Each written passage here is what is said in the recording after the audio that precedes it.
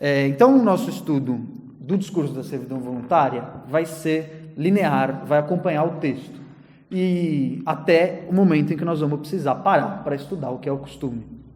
E aí você vai se surpreender com o que você aprendeu hoje. Espero, pelo menos, né? Essa é a ideia, se a aula for boa. Enfim, Lavoisier escreve esse texto em 1500, primeira metade do século XVI, a 1500 e pouquinho, não anotei a data. E ele era, como Montaigne, um magistrado lá em Paris. Ele era um nobre e ele estava na High Society parisiense, assim como Montaigne. Eles se conheceram por causa desse texto. E esse texto, depois que Lavoisier morreu, foi um dos que Montaigne herdou, junto com toda a biblioteca do seu grande amigo. Então eles eram brothers, eles eram carne e unha, eles eram assim BFFs, mas mesmo BFFs para valer. Tanto que Montaigne escreve um ensaio chamado Da Amizade, no qual se cogita, inclusive, se eles não eram amantes. Você acha que é polêmica, hein? Eu acho que não, mas, enfim, há margem, é impossível saber. Impossível saber o que rolava dentro de quatro paredes. E quando o próprio Montaigne diz que quando eles estavam juntos nada mais importava, você sempre fica um pouquinho suspeito, né? Mas enfim, esse não é o importante. Deixa os caras, né, aproveitarem a vida, né? Montaigne também diz que a verdadeira relação entre duas pessoas não é entre um homem e uma mulher, não é no casamento, sim, é a amizade entre dois homens, é a relação entre almas, né? Montaigne e Lavoisier, assim, é um da ECA e outro da FAO, né? É isso. Tá tudo bem, amizade colorida. E eles eram super BFFs. Então Montaigne resolve escrever os ensaios. Um dos motivos é para homenagear o amigo nesse seu texto. Então o texto, Discurso sobre a Servidão Voluntária, era para estar bem no meio do primeiro livro dos ensaios. Acabou caindo, uma edição editorial de última hora, e ele foi publicado sozinho. Mas enfim, Montaigne tem um espaço, que é o espaço desse texto, que fica entre o da educação das crianças e o dos costumes. Então era para ser uma trilogia para falar dessas coisas.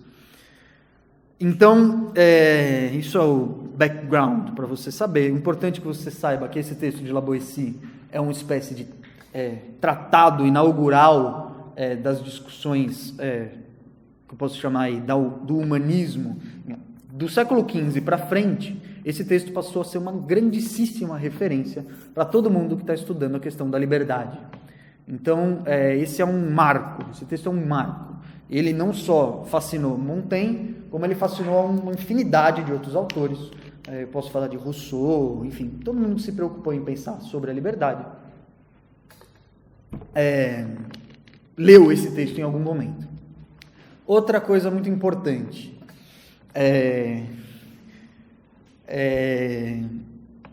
que você saiba, que eles não são textos sistematizadores, não são textos teóricos, por assim dizer. Eles não pretendem construir toda uma teoria da liberdade ou uma teoria do costume. Pelo contrário, são textos provocativos, assim como os comentários que eu fiz nas provas de vocês, que eu já vi que estão provocando reações diversas.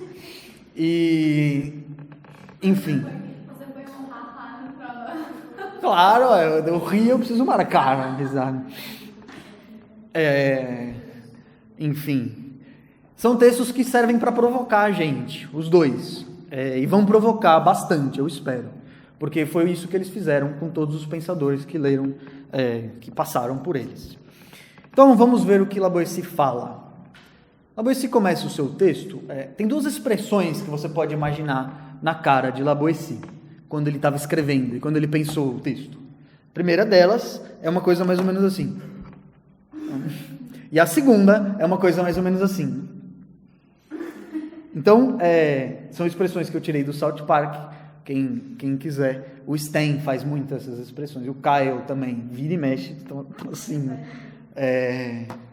e a expressão de assustado está nas primeiras temporadas, responsáveis por risadas de você. Tá muito engraçado, enfim. São essas duas expressões que Lavoisier fez quando ele escreveu o texto. E o texto tem essas expressões, o texto é isso, é uma transposição desse estado emocional de incompreensão, de estupefação, de loucura mesmo. Ele não consegue vislumbrar, assim, ele não cabe em si, ele não entende o que acontece. E é essa expressão que você tem que ter na cabeça quando ele está escrevendo o texto. Então, ele fala o seguinte, né? Ele lamenta. Como pode, não só dezenas, não só centenas, mas milhares, em alguns lugares, milhões de pessoas serem todas submetidas ao jugo, à vontade, ao interesse de apenas uma? Você já percebeu que ele está discutindo aqui a situação monárquica por excelência. E ele, como pode que tanta gente fique à mercê de uma pessoa? E mais do que isso, como pode que essa pessoa, ela humilhe, ela maltrate, ela torture, ela estupre, ela...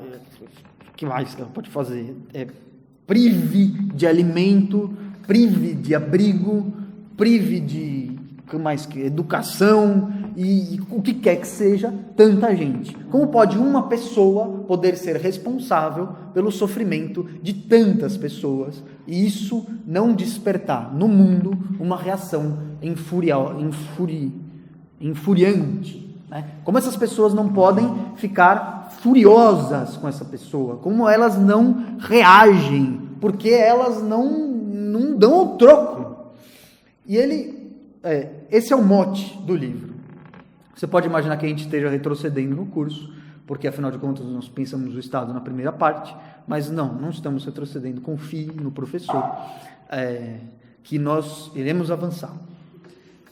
E ele fala, vamos tentar ver o que acontece, qual é esse fenômeno, que fenômeno é esse que faz com que um Zé Mané consiga mandar em tanta gente e causar o sofrimento de tanta gente. Afinal, o que é esse poder? O que é essa força que essa pessoa tem? De onde ela vem? E por que ela existe? Por que ela não é combatida? São esses os grandes pontos de interrogação que Laboissy se propõe a responder nesse texto. Então ele começa pelo que parece mais evidente. Será que é covardia? Será que todas essas pessoas estão assim por terem medo? Medo? Será que é isso? Aí ele olha para todo mundo e ele fala, olha, eu tenho a impressão que não é tão fácil que 1000 pessoas tenham medo de uma. Eu não consigo imaginar uma situação em que 1 milhão de pessoas não vão para cima de uma por medo. Não me parece nem óbvio e nem possível. Oi? Mas isso, pelo menos que você falou, será que não é só possível porque as pessoas não sabem que elas são poderosas? Não avancemos na aula. Você já leu o texto e você está querendo spoilers. Não. Vamos chegar lá. Vamos ver se é isso. E aí, onde que eu estava mesmo?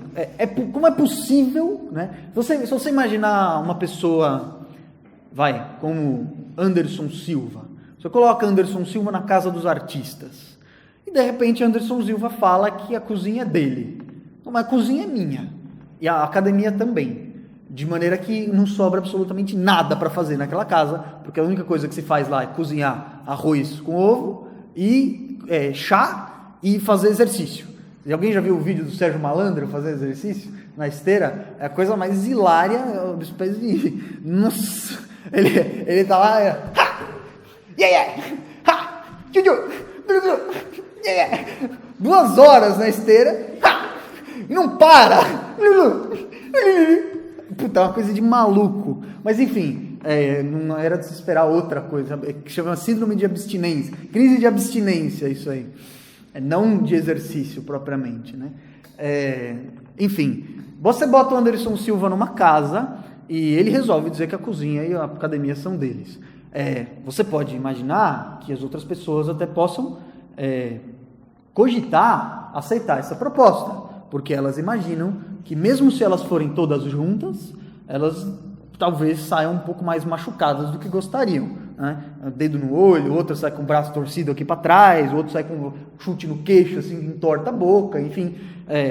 Tenho a impressão que o Anderson Silva consegue dar conta de 10 pessoas, mas nem o Anderson Silva vai conseguir dar conta de 100, por exemplo. Nem ele junto com o Van Damme, Chuck Norris e como é que é o mentor do Anderson Silva, o cara do Steven Seagal, não vão conseguir dar conta de 1000 pessoas.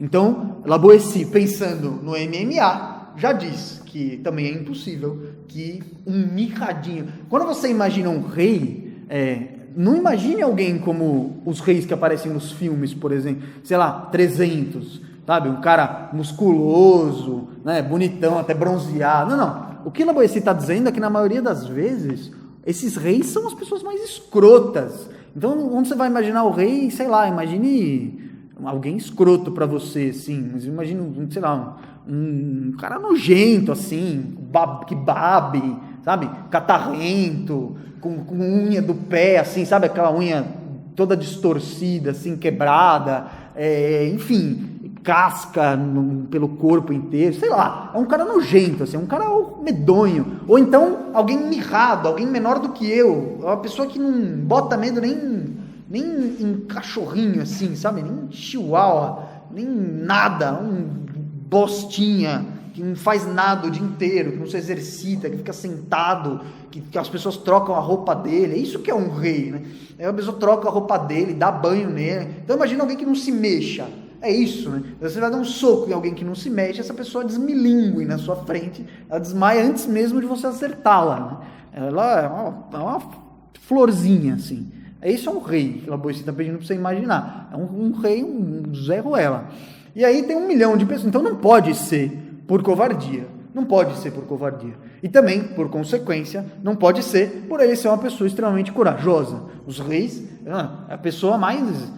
Ela é o que você imagina é Calígula, um safado, um sacana, um tosco, traidor, escroto. É isso. Então também não pode ser por coragem dele. Então La Boétie vai dizer, essas coisas acontecem com tanta facilidade, eu vejo elas acontecendo em tantos lugares, com tanta frequência, talvez seja uma disposição natural, talvez seja natural que as coisas sejam assim. Então, vamos analisar a natureza. E quando ele olha para a natureza, ele fala, pois vamos então, já que vamos olhar a natureza, vamos olhar os bichos, vamos olhar as plantas. Tente plantar uma planta em um vaso restrito, ou um vaso que só tem um furico. O que vai acontecer com a planta? Ela vai crescer até ela encontrar o furico. E aí, a partir do momento que ela encontra o furico, ela vai, assim, desabrochando, e ela não se deixa restringir por aquela redoma. Um animal, La Boétie nos conta que, pelo menos na experiência dele, não há animal que aceite a privação de liberdade com facilidade. Não há animal que não lute contra a privação de liberdade. Então ele nos propõe algumas reflexões, como por exemplo, uma série de peixes que morrem em cativeiro, uma série de animais que morrem quando são retirados do seu habitat natural. Ele nos propõe uma história, você imagina uma caça a elefantes nessa época. Não tinha ainda essas armas que a gente vê no History, uma arma desse tamanho, assim, um canhão para caçar elefante. Você imagina que as pessoas caçassem elefantes com um material bem mais rudimentar, uma arma que não matava de primeira, né? Durava horas uma caçada a elefantes. Para que elas caçavam? Pelo marfim. Então ele conta histórias dos caçadores que voltavam das caças com o marfim e sem nada do elefante. O que aconteceu? Chegou uma determinada hora da nossa atividade que o elefante cravou o marfim num tronco e quebrou os próprios marfins e saiu correndo, porque ele sabia que nós estávamos atrás dele. É a mesma coisa que você quebrar os seus próprios dentes para sair de uma briga. Você fica banguela para sair de uma briga. Você fica sem aquilo que te é mais... no caso de um elefante com as presas de marfim, é aquilo que tinha mais essencial, vital, para você conseguir tomar conta da sua existência. E ele fala, os animais brigam, os cavalos precisam de anos para serem domados, de maneira que não me parece na natureza que seja possível admitir que a privação de liberdade seja um advento natural, uma nossa característica inata. Não pode ser isso. E aí os animais estão nos mostrando que a natureza, pelo contrário, é sempre a favor da liberdade. A natureza é um instinto, aquilo que há de mais animal em nós, será sempre a favor da liberdade e não contra. Muito bem, não chegamos a nenhum ponto do problema ainda. O problema continua lá. O problema continua. As pessoas abrem mão da sua liberdade com uma facilidade incrível. E Lavoisier continua estarrecido. As pessoas, entregam as suas mulheres, elas deixam, as casas delas são queimadas, elas são punidas em público, elas são dilaceradas e continuam admitindo que isso aconteça. E aí ele começa a analisar o que propriamente é a liberdade. E ele nos propõe uma reflexão que é muito peculiar. Ele reconhece que nós somos seres que passam a vida inteira buscando os nossos desejos, ou buscando o que os nossos desejos querem que nós busquemos. E ele reconhece que grande parte da distração da nossa vida está em supri-los. Só que ele fala, olha que coisa maluca. A única coisa a qual basta nós desejarmos para nós termos, nós não desejamos. A única coisa que basta nós desejarmos para termos, nós talvez por, desdenhar da facilidade, nós não desejamos. O que ele está dizendo com isso? Ele está dizendo que a sua tese primordial nessa primeira parte do livro é que para conseguir a liberdade, basta desejá-la. A liberdade é um atributo que nos é caro e nos é peculiar na medida do nosso desejo. Ora, eu sei que é difícil de entender isso, mas vamos tentar. Onde está para Lavoisier o poder dessa uma pessoa? Onde está o poder dela? Ela tem, assim, alguma coisa que dê o poder para ela? Uma espécie de bola, assim, uma bola que ele encosta na bola, e aí o poder vai saindo da bola e vai entrando nela? Não tem. Ele tem alguma escritura que ele leia e aquilo, que nem o seriado de Supernatural, né? Sei lá, dá um vento assim nas janelas e aí ele ganha um poder? Não, ele não tem. De onde vem o poder dele? De onde vem o poder de todo mundo que exerce o poder? De onde vem? Alguém chuta? De quem está do outro lado. Então, a tese de Lavoisier de que a liberdade é uma característica que basta ser desejada para ser conseguida, pressupõe que o poder é sempre outorgado e nunca retido e detido por uma pessoa. O que isso quer dizer? Que não é essa uma pessoa, esse um rei, que tem naturalmente o poder que tem. Tudo o que ele tem, quem deu foi o povo. Tudo o que ele faz, quem deu foi o povo. Todas as armas que ele usa, quem deu foi o povo. Todas as condições para ele fazer tudo o que ele faz, quem deu é o povo. E Lavoisier não se conforma. Você tem tudo. Você dá para uma pessoa. Essa pessoa pega tudo que você deu, usa contra você. E você não faz absolutamente nada. Sendo que basta para você encerrar isso tudo, que você diga não. Não, você não tem mais o poder. Você não é o nosso chefe, o nosso líder mais. Acabou. Eu sou o líder. A liberdade é uma prerrogativa minha. Acabou essa história. E ninguém faz isso. Ninguém dá essa virada. Lavoisier não se conforma com as pessoas, passam séculos, milênios. Elas não precisam nem matar o rei. Basta que elas virem as costas para ele. E você já deve ter ouvido falar, se você prestou atenção na 5ª aula do curso, quem fazia isso? Quem virava as costas para o chefe? As nossas tão queridas tribos. quando um chefe queria ter poder nas nossas tribos indígenas, as pessoas simplesmente viravam as costas para ele. Você não precisava matar o chefe, você não precisava esfaqueá-lo, dilacerá-lo, né? Não precisa, é mais refinado do que isso. Basta você dizer não. E ainda assim as pessoas nunca fazem isso. Nunca fazem isso. Isso é uma coisa estarrecedora. Porque... E outras pessoas não pensam que é assim, que pode ser isso. Então, mas se você pegar 10 mil pessoas e essas pessoas resolverem juntas falar não tem quem segure.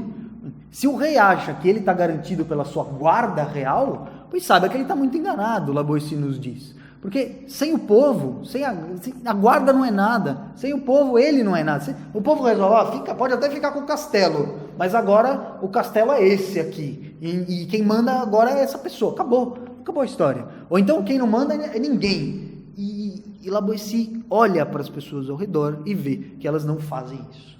Logo, ele nomeia esse comportamento de servidão voluntária.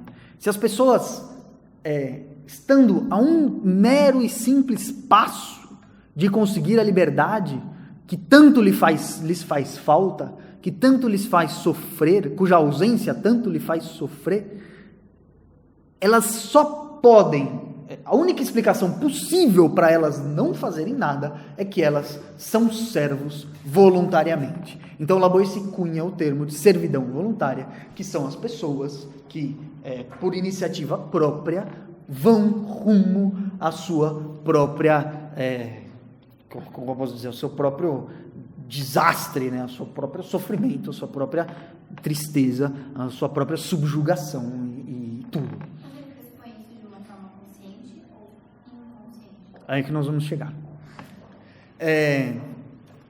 Laboissy também não pode negar que, assim como nos animais, não é possível que nós, enquanto povo, enquanto gente, desejemos a falta de liberdade. É impossível pressupor que nós desejemos sofrer como sofremos. É impossível imaginar de você que você deseje trabalhar de sábado e domingo até de madrugada, mas mesmo assim isso pode acontecer. Então ele diz, ele começa a postular, ele dá duas hipóteses sobre o que acontece conosco, que nós acabamos nos comportando de maneira a sermos servos voluntários. A primeira delas é a seguinte: ele imagina que num primeiro momento tenha havido luta pela liberdade. Então, ele dá o exemplo de quem quer conquistar outros povos. Se você quer conquistar, isso até Maquiavel fala, se você quer conquistar um povo que já está acostumado a uma monarquia, o seu domínio desse território será muito mais fácil, porque é um povo já acostumado a obedecer às ordens de um. Se você for conquistar um povo republicano, ou seja, um povo acostumado com a liberdade, a sua adaptação a esse território vai ser extremamente mais difícil, porque é um povo que se nega a ser dominado. Então, Laboissy vê nos homens também a negação à dominação, a resistência à dominação.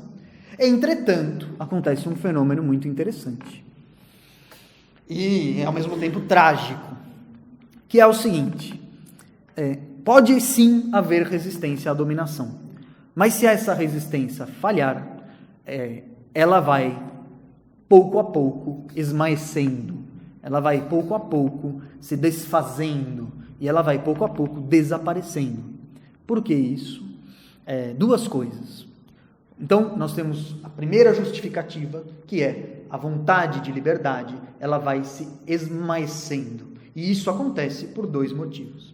O primeiro deles é que as pessoas acabam por esquecer o que é a liberdade. Então, a primeira geração foi dominada. A primeira geração, nós lutamos, não aguentamos, mas perdemos a batalha, perdemos a guerra, estamos aqui sob o jugo desse tirano. E aí essa geração tem os seus filhos, e esses filhos já nascem com o mundo sendo como ele é.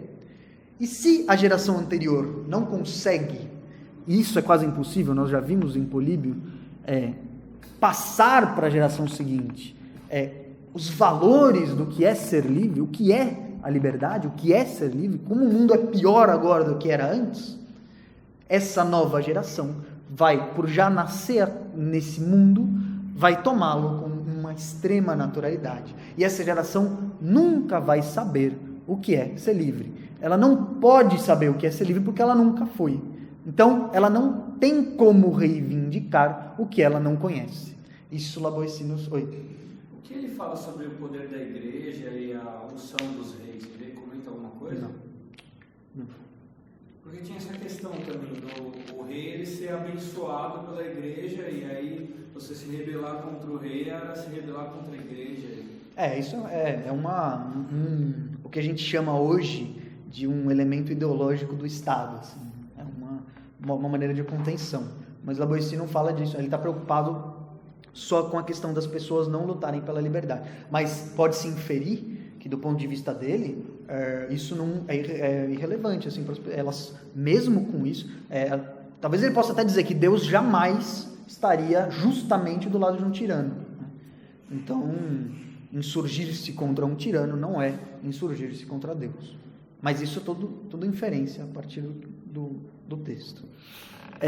Então, ele diz que essa segunda geração está fodida, porque ela não sabe o que é ser livre, ela não sabe por que lutar, ela não imagina que há um mundo que pode ser melhor do que aquele, ela não tem condições instrumentais de saber o que ela pode reivindicar, de saber como o mundo pode ser melhor, e de saber como isso está literalmente ao alcance das suas mãos, assim, está na frente do nariz delas, mas elas não sabem, elas esquecem o que é ser livre, e elas não, por isso não reivindicam, porque elas nasceram nesse mundo, e esse mundo é assim, e as coisas são assim, e elas se conformam e se adaptam ao mundo como ele é, de maneira a acabar esquecendo o que é a liberdade.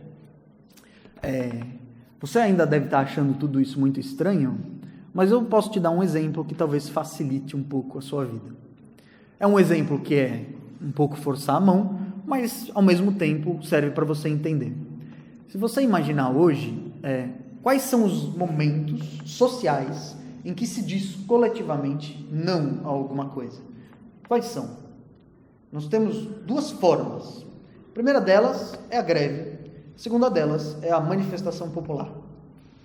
E a manifestação popular, ela é uma maneira muito específica de dizer não a várias coisas. E ela é uma luta, é uma demonstração de como as coisas estão ao nosso alcance. Porque, se você lembra de junho do ano passado, quando a cidade parou, quando as pessoas foram para a rua, tudo parou. Assim, não é que nada continuou funcionando. Elas queimaram até mesmo o furgão da Record, do SBT, sei lá quem era. Parou tudo. A presidência da República parou o que estava fazendo e teve que se dirigir àquela voz das ruas. Tudo parou. Então, o poder dos muitos, o poder do povo, que se chama de povo ainda com muito pouco rigor conceitual, mas enfim, a voz dessas pessoas que foram às ruas, ela é acachapante, ela é, assim, nada para. A polícia tenta parar e não consegue. Quando ela viu que ela não conseguia parar, ela começou só a ficar guiando as pessoas. Tanto que ela não parava nem os saques, a pessoa roubava as coisas na frente do policial, o policial não fazia nada. Não há poder que se sobressaia a esse poder. Mas isso não é o que eu quero dizer. O que eu quero que você preste atenção é na greve. Quem faz greve hoje em dia? Eu fiz o exercício com a turma da manhã e nós chegamos a três áreas de funcionamento da sociedade e uma que foi lembrada que é muito menos mobilizada, mas ainda faz greve. Quem faz greve hoje em dia? São profissionais relacionados ao setor de educação, ao setor de segurança, ao setor de saúde. Lembra de mais algum? Transporte. Transporte e bancários. Então tem 5. Já superamos amanhã. Olha aí, vitória. Plano de saúde. Esse foi o que falaram de manhã. Do ponto de vista do serviço privado, nós temos bancários temos dentistas e médicos que fazem contra o plano de saúde, e se nós considerarmos o transporte, motoristas de ônibus.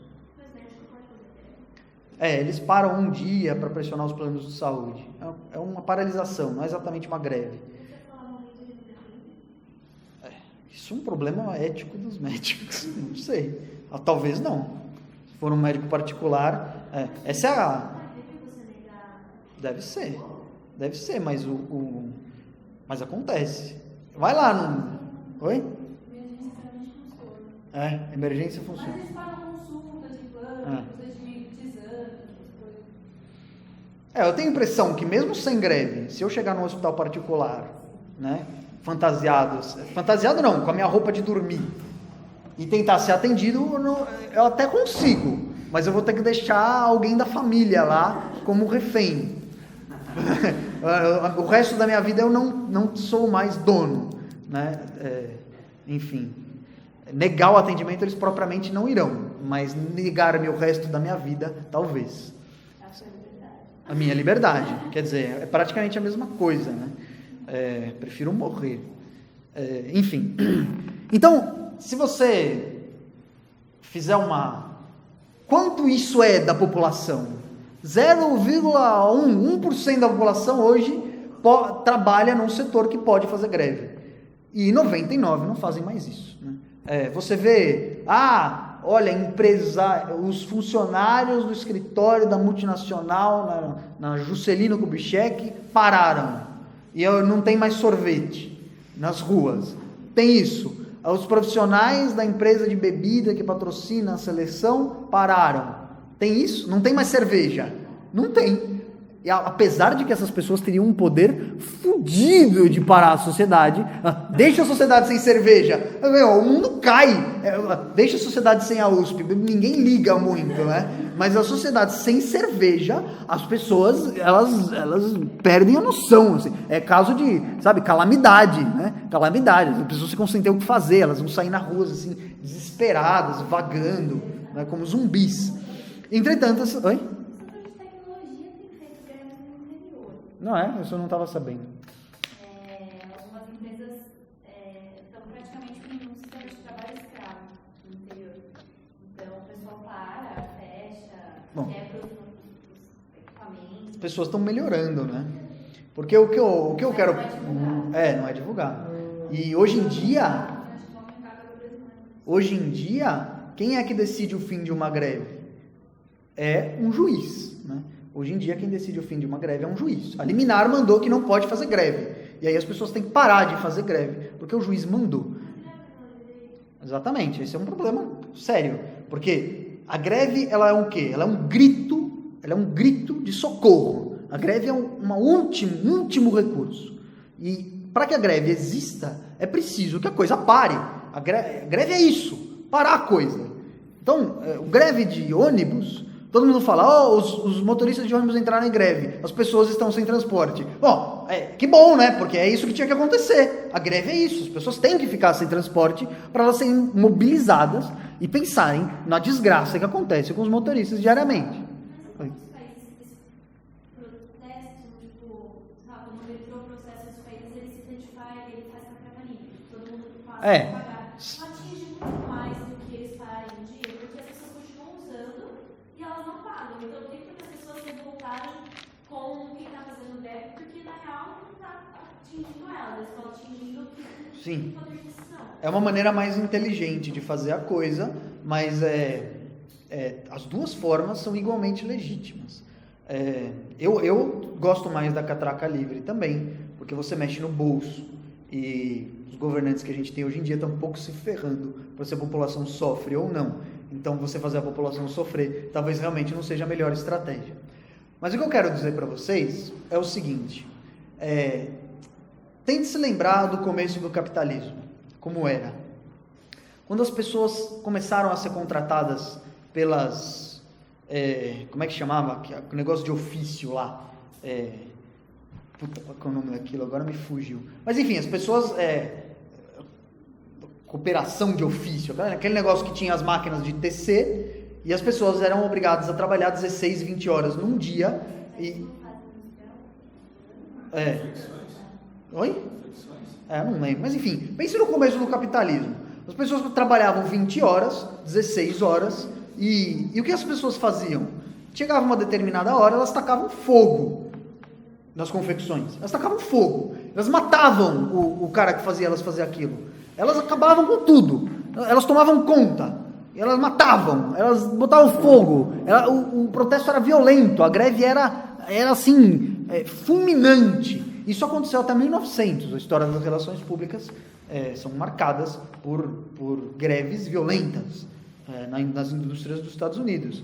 De indústria de petróleo, essas grandes conglomerados que aconteciam no começo do século XX nos Estados Unidos. E hoje, né, as pessoas deixaram de sofrer no trabalho? As pessoas deixaram de ser exploradas ao extremo? As pessoas estão voltando a trabalhar 16 horas por dia. Né? Alguém fez uma prova aí sobre um estagiário que morreu depois de 72 horas de trabalho no banco. Olha a moça que estava com medo da prova. Morreu! E aí? O banco vai dizer, nunca foi nossa política fazer as pessoas trabalharem. Mas aquela pessoa, aquele estagiário foi levado por alguma força a fazer aquilo. Né? Ele foi levado por algo. Então, as condições de trabalho melhoraram? Melhoraram. Mas elas são ideais? Estão longe de ser ideais. Nós já vimos na aula passada quantos orgasmos você já não entregou para a sua empresa a troco de banana, né?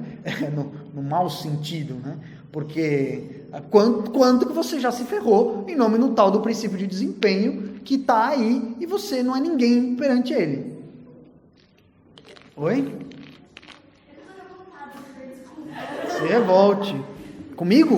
Não. Ah, bom. Ontem eu assisti alguém tomar no meio, eu desci lá no meio, ontem eu sempre para 7h30, da minha aula. Realmente, todas essas coisas de desempenho. Exatamente. Foda-se os orgasmos. Foda-se os orgasmos, é isso que o seu chefe está te dizendo. Nada de orgasmo hoje. Há uma questão simbólica também, eu penso. Por exemplo, na empresa que eu trabalho não existe bater ponto. Então, a pessoa tem uma série de benefícios, tudo é lindo, todo mundo é fofo, e o cara fica trabalhando 12 horas e feliz. Pois é. Então, há um envolvimento. É uma acomodação. simbólico, Sim, exatamente. semiótico, sei lá. É ideológico e de dominação. Então o que acontece? E as pessoas vão alegres, não vão alegres, elas adoram trabalhar num lugar assim, não é? 12 horas fazendo contrato. Puta, olha que legal, eu não tenho mais ponto. E isso, em vez de querer dizer que você vai trabalhar a hora que quer dizer que você não ganhou hora extra. E a pessoa, não tenho ponto, olha que beleza, eu vou tirar um dia e ir pra Búzios. Grande bosta, os outros dias você se fode, que nem um porco, né? E Búzios, vai pegar sol para ficar o bacon bem tostado, né? É isso. E o que eu estou dizendo para você? Você vê greve, nós extraímos aqui 3 ou 4 casos que enfraquecem um pouco o meu argumento, mas eu vou mantê-lo.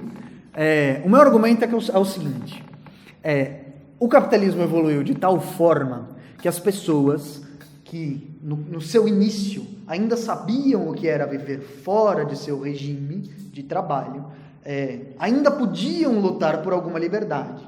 E as pessoas de hoje, elas não sabem o que é a liberdade fora do sistema capitalista.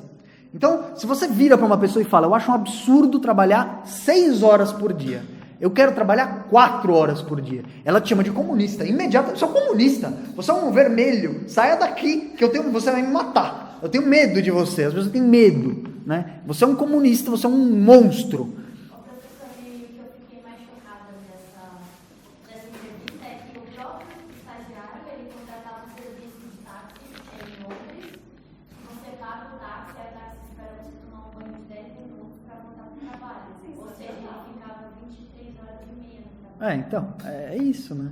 E tem companhia de táxi que fica assim. E você vê empresas que se dizem amigas do funcionário, você sabe de quem que eu estou falando?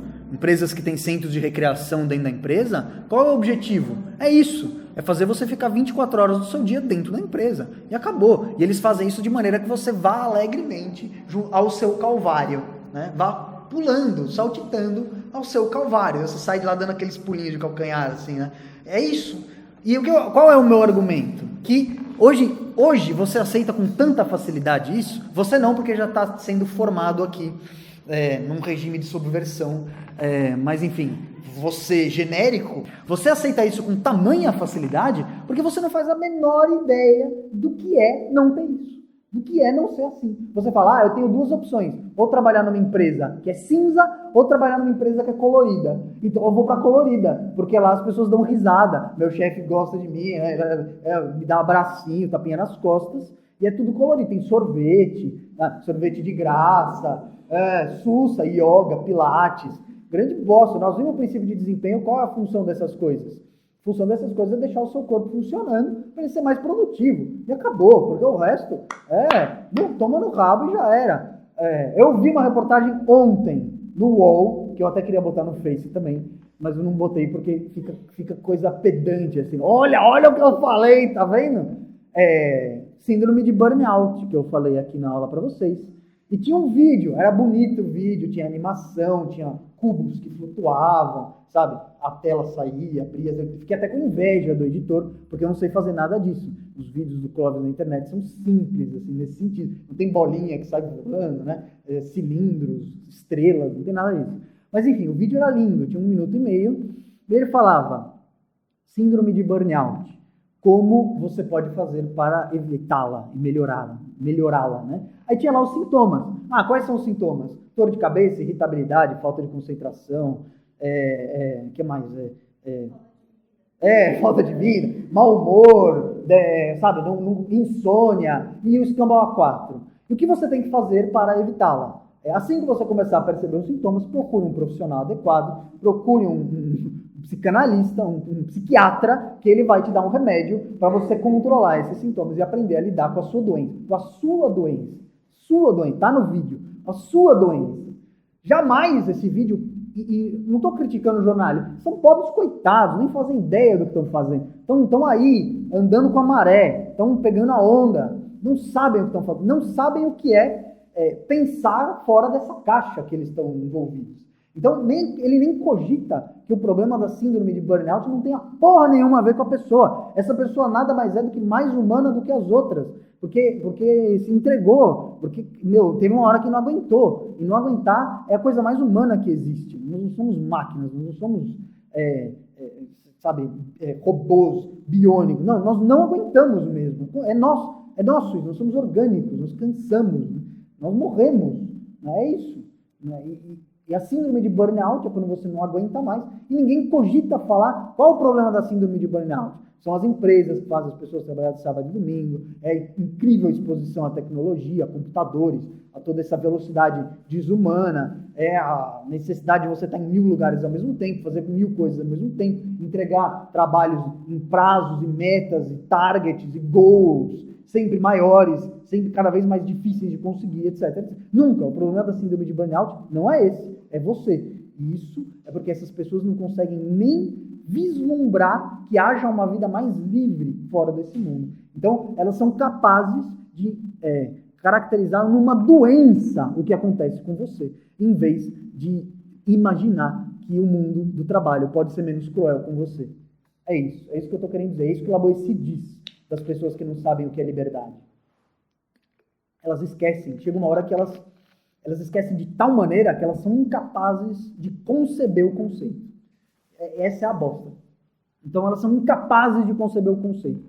Hoje em dia, você sabe, uma empresa americana mandou os funcionários tatuarem o logotipo. Vocês viram essa matéria? Quem tatuar o logotipo, é uma empresa imobiliária, quem tatuar o logotipo ganha 15% de aumento na comissão. Você tatua o logotipo da empresa, ela não basta a sua tranquilidade, os seus orgasmos, o seu prazer, o seu tempo. Não, ela quer um pedaço da sua pele também, para sempre, forever. Tá de brincadeira, né? Quer falar?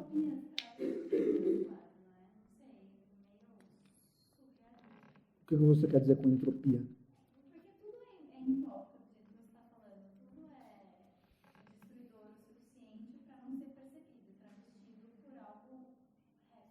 Exatamente.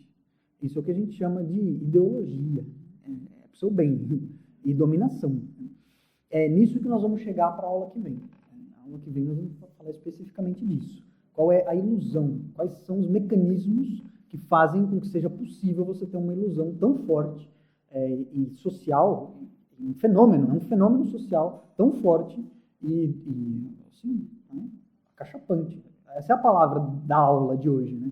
É uma coisa demolidora, destruidora. E o que eu estou dizendo é que talvez se associe tanto a greve ao funcionalismo público, porque os funcionários públicos tenham melhor consciência do que é um regime de trabalho mais livre, um regime de trabalho menos opressor, um regime de trabalho menos vil. E os funcionários da rede privada, do mercado como um todo, não fazem nem ideia do que isso possa ser. Eles passaram 25 anos se preparando para fazer isso. Eles não conhecem outra coisa. Não pensam em regime de trabalho mais bom para com eles. Uma outra empresa americana instituiu o fim de semana de 3 dias. E foram vistos como revolucionários. Revolucionário, fim de semana de 3 dias. Mas aí o que acontece? Todos os outros dias você trabalha 2 horas a mais. Também eu trocou 6 por meia dúzia. Você descansa 3 dias. Mas o tanto que você trabalhou nos outros, você vai precisar mesmo de 3 para descansar. E aí eles dizem que aumenta a produtividade. É claro, é sempre esse o argumento. Os funcionários estão mais felizes, mais saudáveis. Não é nada disso. Aumentou a produtividade. Assim como o cara que tatuou aumenta a produtividade, porque ganha 15% a mais.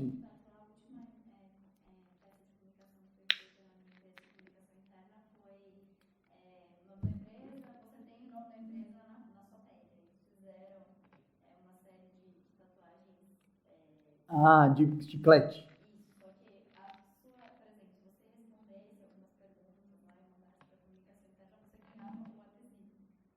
Além de tudo, é associado a uma pesquisa. Quer dizer, olha o que vale a sua opinião para mim. Vale uma tatuagem minha. Então, você entrega a prova para mim?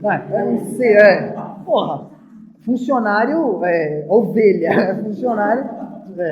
Você entrega a prova para mim, então a partir de agora, quem entregar a prova para mim vai ganhar uma foto minha para tatuar onde quiser no corpo. Eu vou fazer 3 modelos. Uma eu tô assim, a outra eu tô assim, a outra, sei lá, o que eu posso estar fazendo. Você escolhe e aí você ganha me tatuar. Tá bem brincadeira, né? Uma coisa que porra nenhuma. Enfim. E aí, tem tanta coisa para falar dessa peça de comunidade, porque E ainda as pessoas vão usar a tatuagem como um elemento de distinção. Nós vamos estudar isso na semana que vem. E quem não tiver a tatuagem vai passar a ser visto como uma pessoa menos dedicada ao trabalho. As ramificações disso são uma estratégia de comunicação medonha, assim, né? Eu realmente... Porque eu ativamente negaria isso. Eu não vou fazer isso. Você não gosta da empresa? Não, mas isso é horrível. Eu respondo a sua pesquisa, mas eu não quero essa porra dessa tatuagem. Eu vou tatuar isso daí no bebedouro, pode ser, no galão de água, mas ninguém vai querer o galão depois disso. Enfim, foda-se. Eu não daria certo para trabalhar nisso. A pessoa que fica feliz em fazer... Você não fez a tatuagem, amor? Porque senão ia estar... A pessoa que fica feliz em fazer essa tatuagem, para Laboissy, é um servo voluntário. Essa é a própria definição de um servo voluntário. Ele caminha alegremente para a sua derrocada, para o seu sofrimento e para a sua dominação. Mas, enfim, o que eu estava dizendo é que talvez o funcionário público tenha uma melhor noção do que é um regime de trabalho não opressivo ou menos opressivo do que um funcionário da rede privada. Você não vê, né? Você vê greve de PM, mas você não vê greve de segurança de balada. Já viu? Catraca livre na balada. É o que eu meu sonho. Né? Maravilha! Open bar, open house, open tudo. O que você quiser tá open aqui. Não tem. Essas pessoas não fazem greve. E ainda assim trabalham em regimes medonhos, horrendos. Né? Que mais? Eu falei uns 2 outros exemplos. Greve de chofer de socialite. Tem? Vai comparar com a greve de motorista? Não tem. As socialites estão estarrecidas porque seus choferes se negaram. Cada vez que elas pedem para ir ao shopping em Iguatemi, eles as levam para Paraisópolis. Não tem isso. As pessoas não fazem greve. Pelo contrário, elas estão felizes e serelepes de terem um emprego que têm. E ela, por quê? Porque Laboissy já disse em 1500, eu duvido algum de nós aqui escrever alguma coisa que daqui a 500 anos vai valer. Isso é um negócio de louco. Esses caras são gênios. Ele pensou isso em 1500. O que tinha em Paris em 1500? Sei lá, esgoto a céu aberto, Notre Dame, não tinha nem a Torre Eiffel. Paris sem Torre Eiffel. O cara já estava pensando isso. Um negócio que hoje você fala e você fala, caralho, servidão voluntária. Olha aí, isso é puta merda. E aí ele fala, o primeiro motivo é o esquecimento. Tudo isso para falar do esquecimento. E o segundo motivo é o motivo que acaba fazendo com que o esquecimento é um catalisador do esquecimento. Ele facilita ainda mais a gente esquecer. Que é o fenômeno, eu já dei o spoiler, é o fenômeno do costume. E agora você vai entender o que é o costume. Você pode, até hoje, ter tido uma ideia muito corriqueira do que é costume. Eu tenho costume de fazer isso. Estou acostumado, está tranquilo. E, por vezes, você viu o costume como... eu marquei errado. Não, que eu voltei. Você pode dizer que o costume é uma coisa muito de boa. É bom para você se acostumar com certas coisas. Quando nós vamos estudar Montaigne, que vai ter uma reflexão muito peculiar sobre o que é o costume. E muito adversa ao que você tende a pensar pelo senso comum. Vamos ler alguns trechos para você ver. Eu quero que você observe 3 coisas. A primeira delas é que o costume é parte de você. Não há como... Você nasceu com nariz, com olho, com coração, com intestino, com pulmão e com costume. Não tem como você viver sem ele. A segunda parte é que o costume se manifesta em nós de infinitas maneiras. Infinitas maneiras. A terceira coisa é que a sua força é incomensurável. Então, é nato, como é que eu falo? Disforme? Não, disforme não diz muito bem o que eu quero dizer. Pluriforme e... Qual que é a última que eu falei? Incomensurável. É isso, né? Muito bem. 3 coisas que você nunca viu associadas ao costume. Então vamos ler Montaigne. É o ensaio 23 do primeiro livro dos ensaios. Evidentemente é um ensaio do livro dos ensaios. Parece-me que compreendeu muito bem a força do costume quem primeiro inventou aquela história de que uma aldeã, tendo aprendido a acariciar e trazer nos braços um bezerro desde a hora de seu nascimento, e continuando sempre a assim fazer, pelo hábito ganhou isto, que ele já era boi adulto e ela o carregava ainda. O que ele está dizendo? Ela começou carregando um bezerro e depois de alguns anos ela estava carregando um boi nos braços, ninando um boi. Essa é a história, esse é o costume. Pois, na verdade, o costume é um mestre-escola violento e traidor. Ele coloca em nós, pouco a pouco, às escondidas, o pé de sua autoridade. Mas a partir deste suave e humilde começo, tendo-o firmado e fincado com o auxílio do tempo, revela-nos logo em seguida uma face furiosa e tirânica, contra a qual já não temos a liberdade de erguer sequer os olhos. Vemo-lo forçar todo o tempo as regras da natureza. O que ele está dizendo? Que um ato inocente de uma menina que estava carregando um bezerrinho, aos poucos foi se construindo dentro dela, foi construindo, inocentemente, vagarosamente, e quando ela viu, ela já estava carregando um boi. E ela não podia mais viver sem carregá-lo. Isso é importante. Não, mas agora eu não carrego mais. Não, ela continua carregando todos os dias. Aquilo virou uma força para além dela. Mas esse não é o melhor exemplo de Montaigne. Há outros muito melhores para a gente entender o mecanismo do costume. Há um exemplo nosso. Não tem... Se você pegar uma pessoa organizada e uma pessoa bagunceira e colocar essas 2 pessoas para morarem no mesmo ambiente, não vai ter dia que não vai ter briga. Não adianta, não vai ter dia que não vai ter briga. E a briga é sempre pelas coisas mais ridículas e banais que possam acontecer. Como, por exemplo, a cama está arrumada ou não. A cama tá arrumada. Pô, mas a cama não tá arrumada. Que não sei o quê. E aí a cama tá arrumada. Ah, pô, mas que saco, a cama arrumada, eu não posso me jogar a hora que eu quiser, tem que ficar me preocupando com a limpeza e não sei o quê. Quem sobe de tênis na cama? Quem sobe de tênis na cama nunca vai se acertar com quem não sobe de tênis na cama. Quem anda descalço em casa nunca vai se acertar com quem anda de chinelo. E que bosta, as pessoas brigam, e o motivo é banal, é torpe. E aí você fala, como começou isso, né? E começa na infância. Aí você uma vez estava vendo a cama desarrumada e aquilo te incomodou. Aí você foi lá e arrumou. Houve algum momento em que aquilo não importava para você. De repente começou a importar. E aí você arruma. Aí você começa a transformar isso numa rotina. Aí você arruma outro dia. E até aí você se vê chefe e senhor da sua razão. Até que determinado dia você não consegue, te faz mal ver a cama desarrumada. Te dá, sabe, rebuliço no estômago. Você sente mal-estar de ver a cama desarrumada. Pronto, nesse momento você já é vítima do costume. Você já não tem mais nada o que fazer contra ele. Ele já tomou conta do seu corpo. Uma ação inocente que aos poucos foi se desenvolvendo dentro de você, em algum determinado momento, tomou conta da sua razão, tomou conta dos seus sentidos. O que mais? Montaigne nos diz que o costume é capaz de embotar a nossa razão e embotar os nossos sentidos. Que de repente, por costume, nós vamos estar fazendo coisas que não tem a menor lógica, não tem o menor nexo, o menor sentido, o menor nada.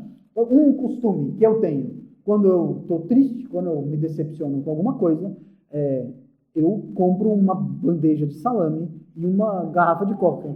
Faz isso aí, companheiros de depressão, tá vendo? Eu como a bandeja de salame inteira e eu tomo uma lata de coca ou uma coca de 600. E um nutricionista vai virar para mim e vai falar, meu amigo, você perdeu o instinto de autopreservação? Isso aí não existe, isso aí é praticamente você tá pegando o final da sua vida e apagando assim a linha e desenhando ela antes. É isso que você está fazendo. Cada vez que você faz isso, você está gastando o final. Você está apontando o lápis da sua linha de vida. É isso que você está fazendo. Mas foda-se, eu continuo fazendo. Em cada mordida no salame eu falo, isso não está certo. Eu vejo aquela gordura, né? Você já pensou em pegar 100 gramas de salame, tirar a gordura e fazer uma bola? Eu me imagino fazendo isso. E aí você imagina essa bola dentro de você. Isso é a razão. Mas e aí? Isso me faz parar de comer? Não faz. A porra do costume embotou a minha razão. A minha razão não importa. Minha razão não é nada contra ele. Eu posso ter pedra no rim, eu posso ter infarto. Você já viu vítima de infarto? Continua comendo costela de porco, não adianta. E continua, é costume, o cara não ganha disso. Determinada vez, o meu pai resolveu visitar psicólogos. Meu pai morreu em 2004, fruto de uma complicação justamente decorrente de uma operação de infarto, de ponte de safena. E ele, naquele momento, ele estava numa fase da vida em que ele precisava consumir álcool quase que diariamente. E ele virou para a doutora, e ele teve uma adolescência e faculdade como as pessoas têm hoje em dia. Quer dizer, enchia a lata até não poder mais. Né? Tinha uma banda, roqueiro, enchia a cara, barril de cerveja, começava a trabalhar, ele pegava engradados de cerveja e tomava, enfim. Sempre foi acostumado ao álcool. E ele virou para a psicóloga, e a psicóloga falou para ele, é preciso que você diminua a quantidade de álcool que você ingere. Na sessão seguinte, ele virou para a psicóloga e falou, doutora, eu não consigo abrir mão da minha cervejinha no final do dia. Então, quem que está falando aí? É a razão? Não. Ele sabia? Sabe-se lá o quê? Não. É o costume. O costume de tomar uma cervejinha no final do dia era tão forte nele, mas tão forte nele, que ele não conseguia mais se desvencilhar. Mesmo a psicóloga falando, mesmo ele querendo, ele precisava daquela cerveja para funcionar.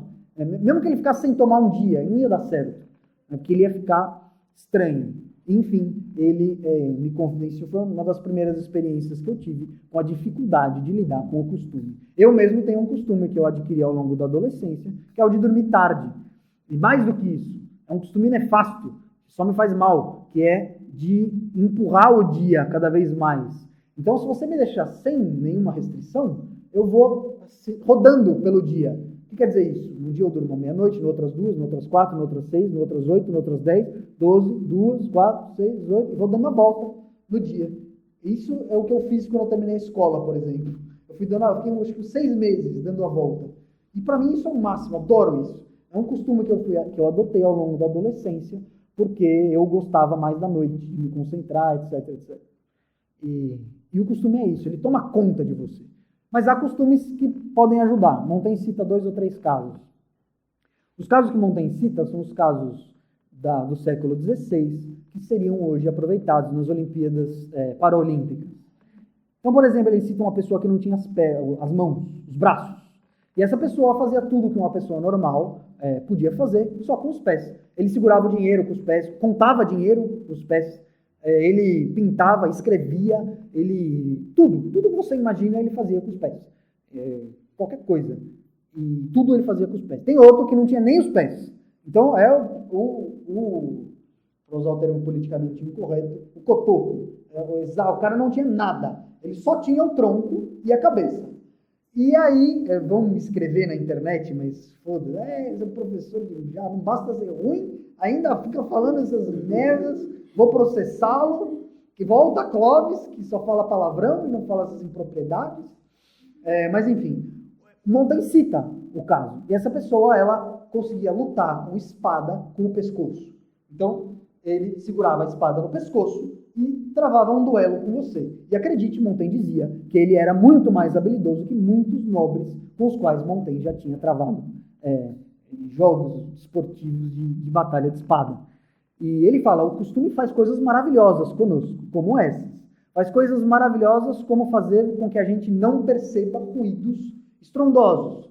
Um exemplo, um ferreiro, ou quem trabalha em obra. Você já passou várias vezes na frente de uma obra, não é experiência muito agradável para a maioria da sala, porque sempre tem um chaveco, né? Uma cantada sem graça, mas o barulho que faz naqueles lugares pode ser assim, você não consegue nem ficar de olho aberto. Né? Obra dentro de apartamento. E você entra no apartamento, tá legal a obra, como é que tá aí? Você quer sair imediatamente daquele lugar, porque você não funciona. Entretanto, aquele cara tá lá, sem nada no ouvido, sem nada em lugar nenhum. E ele, se bobear, nem ouve o barulho que ele mesmo produz. Esse é um benefício do costume. Mas há inúmeros malefícios. Eu já contei vários deles. E agora eu vou falar para você qual é o tamanho do poder do costume. O que ele é capaz de fazer com você. E o que ele é capaz de fazer com as sociedades. Qual é o seu campo de ação, para você ver que ele não acaba. Deixa eu ver onde é que eu achei isso aqui. Aqui, ó. Há povos em que, com exceção de sua mulher e seus filhos, ninguém fala ao rei a não ser por sarabatana. Sarabatana é um canão, assim. A gente hoje brincava de telefone sem fio, com fio de lata. Vocês já fizeram essa brincadeira? Lata, barbante? Mas imagina mais ou menos isso, com um tubo. Em uma mesma nação, essa é fantástica. Tanto as virgens mostram descobertas suas partes pudentas, você sabe o que é? Partes pudentas, como as casadas as cobrem e ocultam cuidadosamente. Então, se você é virgem, você sai, você deixa a periquita tomar banho de sol todo dia. Se você é casada, de maneira nenhuma, ela que fique restrita à sua vestimenta. Com o que este outro costume, que existe em outro lugar, tem alguma relação. Lá, a castidade só é valorizada como um dever do casamento, pois as solteiras podem entregar-se livremente e, engravidadas, provocar o aborto com medicamentos próprios, à vista de todos. Esse eu falei de manhã, as pessoas ficaram chocadas. Em outro lugar, se é um mercador que se casa, todos os mercadores convidados para o casamento deitam antes dele com a recém-casada. Botou a aliança, levanta o vestido e abre-se para deleite da festa inteira. E mais, quanto mais convidados houver, maior reputação e mérito da recém-casada. Qual reputação e mérito? De perseverança e capacidade. Então você está casando, aí você abre a sua mulher para a comunidade, e quanto mais gente tiver, mais meritória é a a sua esposa porque ela é perseverante e tem grande capacidade. Então, espere sair do seu casamento com um galão de hipoglose já para estar bem preparado para o próximo mês. Se um oficial a casar, acontece o mesmo. Se for um nobre, e assim com os outros. E, entretanto, não se deixa de recomendar rigorosamente a fidelidade durante o casamento. Olha, também já deu para todo mundo, a essa altura já não tem mais o que fazer, né? Há povos em que se vêem bordéis públicos de homens. Olha lá, o Clube das Mulheres, aparecendo no 1530.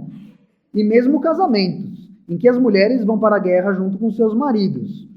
Em que não somente anéis são usados no nariz, nos lábios, nas faces e nos dedos do pé, mas também varinhas de ouro atravessando os mamilos e as nádegas. Então, você pega uma varinha de ouro grande e pesada, e você começa daqui, termina aqui, ou na bunda, né? Fecha a bunda com um negócio de ouro, e isso é o costume, essas pessoas estão fazendo isso. Isso aqui é tudo caso real. Montaigne viajou e coletou essas informações, essas histórias. Tudo real. O que mais? Magistrados, isso não importa muito, em que 10 ou 12 deitam juntos em camas com suas mulheres. Uma espécie de, como é que é? Cabana do Juca, né? É uma lona no chão, 12, 15 deitados. Um dia assim, outro dia assim, outro dia assim, outro dia assim. O pé de uma pessoa sempre sujo de terra na sua cara. Aqui, ó, olha isso, em que a condição das mulheres é tão mal valorizada que matam as meninas que nascem e compram dos vizinhos mulheres para o necessário, em que os maridos podem repudiar as mulheres sem alegar nenhuma causa e as mulheres não, por causa alguma, em que os maridos têm o direito de vendê-las se forem estéreis, em que cozinham o corpo do morto e depois o apiloam é bater o corpo no pilão, que nem como você está fazendo caipirinha. O apiloam até que se torne uma papa, que misturam ao vinho e bebem. Olha aí, suave. Em que o mais desejável sepultamento é ser devorado pelos cães. Em outros lugares, pelos pássaros. E assim, não acaba. Não acaba. Tem mais páginas e páginas e páginas. Mas tem uma que eu quero mostrar para vocês. Em que mulheres urinam de pé e os homens agachados, em que enviam um pouco do próprio sangue em sinal de amizade. Que maluquice! Em que crianças são amamentadas durante 12 anos, e que é considerado fatal amamentar a criança em seu primeiro dia. Olha isso, em que os pais estão encarregados de castigar os filhos homens e as mães as filhas. E o castigo é defumá-los pendurados pelos pés. Amarra uma corda no seu pé e deixa você em cima da fumaça, defumado. Que maravilha! Nossa! Olha, cadê? Eu quero achar. E o outro que eu achei demais é que alguém que foi encontrado batendo no próprio pai respondeu que era esse o costume de sua casa, que seu pai era assim, seu avô, e o seu avô no bisavô, e mostrando o próprio filho. Este baterá em mim quando completar a idade que tenho. Deve ser um fantástico, né? Essa cidade aprendeu. Porque quantas vezes você não quis, filha da puta, que não me deixe na festa, né? E aí você vai ter uma oportunidade, ou você pode traduzir também por irmão. Eu falei de manhã, a pessoa, não, eu não quero bater em ninguém. Aí meu irmão, se eu pudesse, eu dar uma cacetada, filho da puta. Então, isso é interessante. E aí, mas o que é mais bizarro e aí, assim, o pai a quem o filho puxava e descompunha, então o filho está batendo no pai no meio da rua, ordenou-lhe que parasse em frente de uma certa porta, pois ele mesmo só havia arrastado o seu pai até ali, e era o limite para esse tipo de tratamento na família dele. Me espancando, mas chegou nessa porta, acabou a brincadeira, o costume só vem até aqui. Isso tudo é a força do costume. O costume, como você viu, é capaz de transformar você em qualquer coisa. Em qualquer coisa. Tudo pode ser feito quando o costume toma conta de você. Se você se acostumou a comer caipirinha de vovô, com o vovô batido no pilão, junto com o vinho, você vai fazer. E mais, qual é o poder do costume? Não é fazer isso com essa cara que vocês estão fazendo. É fazer isso com a mais estrita naturalidade do mundo. A mais estrita naturalidade. O costume, ele não só nos domina dessa forma, ele não só permite que nós façamos coisas que para nós são inimagináveis, como ele faz com que a gente faça isso com extrema naturalidade. Não só como naturalidade, mas achando que além de ser a forma mais natural, é a mais certa de se fazer as coisas. Então, o costume, ele não só te tira de um lugar e te bota numa espécie de prisão, como ele faz com que essa prisão possa ser literalmente qualquer coisa, como ele faz você achar isso, não só natural, como certo e justo. Vou dar um exemplo que agora a Laboessi deu, para você entender como nós achamos que as coisas são justas, porque nós nos acostumamos com elas. Certa vez, chegaram em Atenas e Esparta, fruto de uma vitória militar, e propuseram que se adotasse lá os mesmos costumes fúnebres dos novos donos do pedaço. Em Atenas e Esparta, se cremavam os mortos. E esses novos dominadores tinham a seguinte tradição, que era assar e picar seus mortos e comê-los, porque não havia morada melhor para os mortos que dentro de nós mesmos. Olha que interessante. Se alguém já foi para velório, 9 entre 10 pessoas falam isso. O importante é que ele vive dentro de você. O importante é que a memória permanece. Agora, esqueça esse corpo. O importante é dentro de você o que ele é. E essas pessoas levaram ao extremo. Essas pessoas levaram a sério. E elas torravam o morto e comiam. Por quê? E isso era a maior homenagem que elas podiam prestar para o morto. Entende o que passa na cabeça dela? Não é, olha como eu sou um ogro, né? Vou arrebentar o cara, banhar com as vísceras. Nada disso. Não é isso. É a maior homenagem que ele pode. Quanto mais amado o morto, com mais gosto eles comiam. E aí, a hora que os atenienses ouviram isso, eles fizeram a mesma cara que você. Jamais que eu vou fazer isso. Papai, querido, nunca. E aí ele falou, mas e o que vocês fazem? Nós cremamos o morto, evidentemente, porque ele já se libertou do corpo, o corpo não significa mais nada. E os outros, quando ouviram isso, que? Você está transformando ele em cinzas para habitar o mundo, nada. Em vez de se transformar em você está negando a sua hereditariedade, você está negando a honra do seu morto. Que absurdo! Tanto um lado quanto o outro achou igualmente absurdas as práticas do lado de lá. Olha que coisa fascinante. Isso é o costume. Exatamente. É absurdo. É impensável. É impensável. É isso.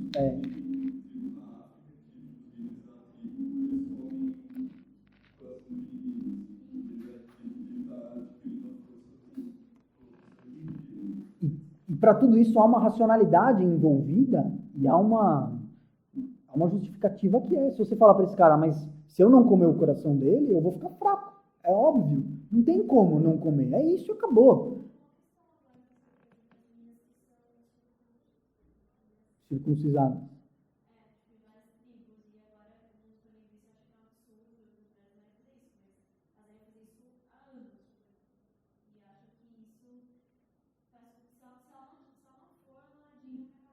Isso.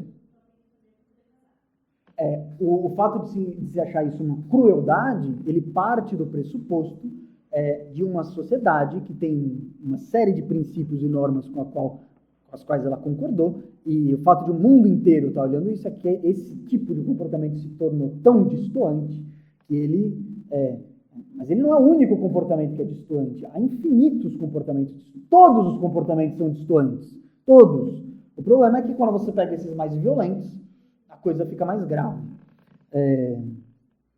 Enfim, não tenta nos dizendo que tudo é possível. É possível que essas mulheres elas vão felizes se libertar das garras. É possível, não estou dizendo que pode vir o certinho da internet. É possível. é possível que dentro de um regime de costume, aquilo seja para a mulher uma libertação. É possível. Cara, é provável? Não sei. Mas tudo é possível dentro do costume. Isso que eu estou querendo dizer. Com o valor que se atribui às coisas. E mais, pessoas que falam essas coisas das mulheres não conseguem enxergar, e esse é outro efeito nefasto do costume, não conseguem enxergar as violências que acontecem dentro da própria sociedade. Então essas pessoas são, da mesma maneira que elas não se conformam que esses lugares portem o clitóris das mulheres e não percebam como isso é violento, desse lado, nós estamos no mesmo barco, ninguém é mais superior que essas pessoas. Você até a aula passada não imaginava o quanto da sua energia libidinal é tomada pelo trabalho e a gente não enxerga. Essas pessoas que estão reclamando do clitóris, elas estão aí ao mesmo tempo apoiando as pessoas com síndrome de burnout, que é doença, e não entendem a violência absurda que é o regime de trabalho capitalista. Não entendem, não conseguem enxergar isso. Então se aquela pessoa se vier um ET aqui na Terra, e olhar como as coisas acontecem, vamos simplificar o processo. Bom aqui, não tem um cara... Um dia teve um cara da Poli que ficou bravo quando eu falei mal do capitalismo, mas hoje eu vou... Vamos simplificar o que é trabalhar hoje em dia. Simplificar mesmo, assim. Porque às vezes quando a gente simplifica mesmo as coisas, a gente entende um pouco melhor como elas estão funcionando.